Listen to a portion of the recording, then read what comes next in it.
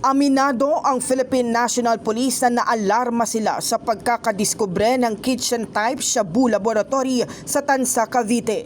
Ayon kay PNP spokesperson Brigadier General Jean Fajardo, matagal na silang walang na-ooperate na laboratorio ng shabu. Madalas daw kasing mga malalaking bulto ng shabu na naharang sa customs at dumaan sa port ang kanilang mga nasasabat. It's definitely a cause of alarm because nga sabi natin, it's been years bago tayo, wala na tayo halos na-discover. Unlike nung early 2000 na talagang sunod-sunod, na talagang nagkaroon, nag-iba ng MO na dito na, dinadala na dito yung mga chemist nila, dito na niluluto kasi mas cheaper ang production.